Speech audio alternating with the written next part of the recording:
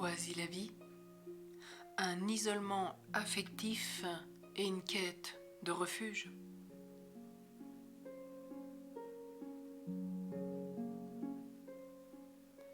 Ceux qui ont manqué d'autorité paternelle cherchent inconsciemment à retrouver dans les relations adultes le rapport fusionnel avec la mère auprès de laquelle ils se sentent sécurisés.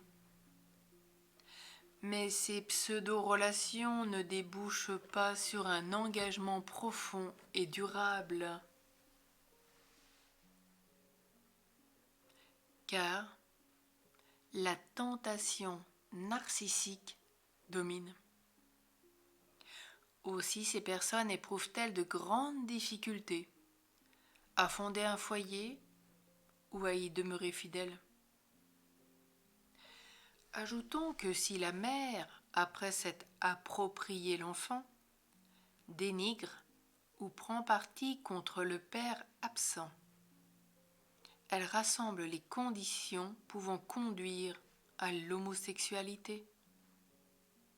Privé de l'identification au père, l'adolescent est incapable de soutenir la confrontation à l'autre dans sa différence et va chercher son identité dans le miroir de l'identique. Alors, n'osant pas entrer dans le jeu de l'altérité, les personnes n'ayant pas joui de cette autorité paternelle structurante chercheront toute la vie un sein substitutif de celui de leur mère.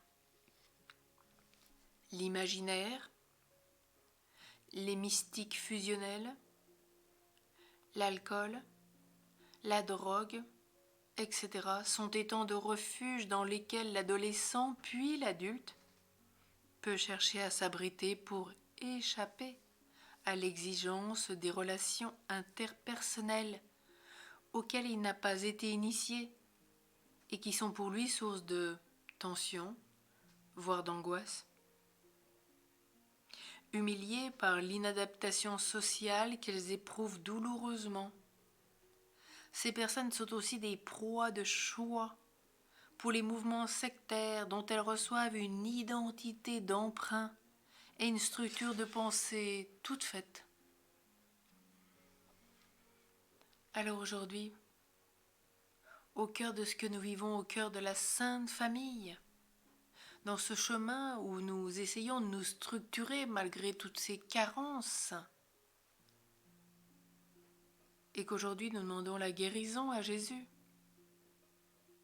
puisse-t-il nous sortir de nos isolements affectifs, de nos quêtes de refuge fausses.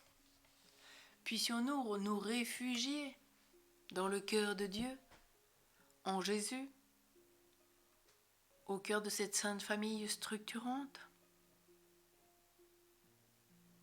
Puissions-nous confier dans ce chemin de guérison toutes les personnes, spécialement celles avec lesquelles nous sommes en conflit, celles qui ne nous ont pas donné la structure que nous pouvions attendre.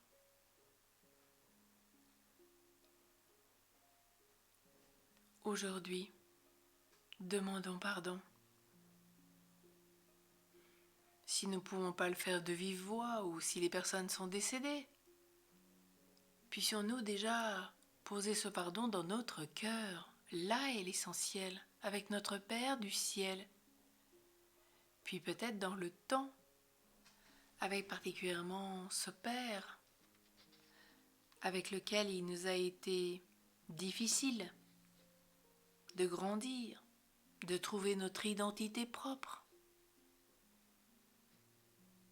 Puissions-nous aujourd'hui demander la grâce de développer notre relation dans l'altérité comme au sein de la Sainte Famille